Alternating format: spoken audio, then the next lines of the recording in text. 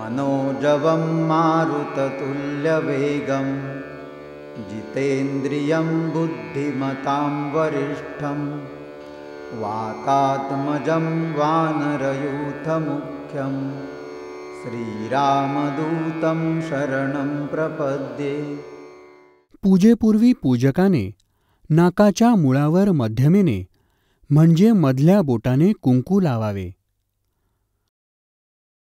हनुमानाला अनामिकेने म्हणजे करंगळी जवळच्या बोटाने गंध लावावे. त्यानंतर कुंकू लावावे. त्यानंतर अक्षता अर्पण कराव्या. हनुमानाला रुईचे फूल आणि पाने वाहावीत.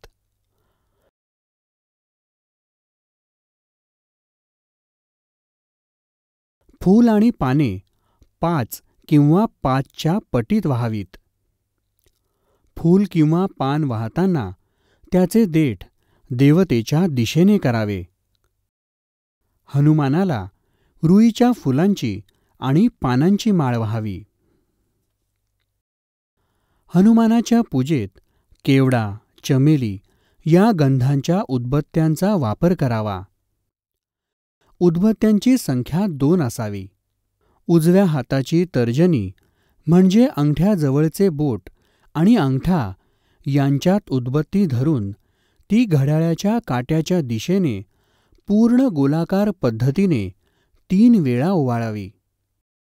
त्यानंतर निरांजन ओवाळावे.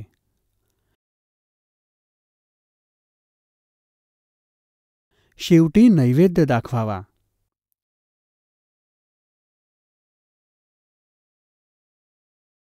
अशा प्रकारे पूजा केल्यानंतर आरती, मंत्रपुष्प, प्रदक्षिणा आणि नमस्कार करावा.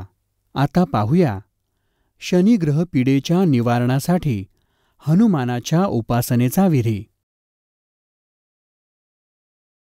हा विधी शनिवारी किंवा मंगळवारी केला जातो. एका वाटीत यथाशक्ती तेल घ्यावे. त्यात काळ्या उडदाचे 14 दाणे घालावेत. त्या तेलात आपला चेहरा पाहावा. त्यानंतर हे तेल हनुमानाच्या देवळात जाऊन हनुमानाला वाहावे.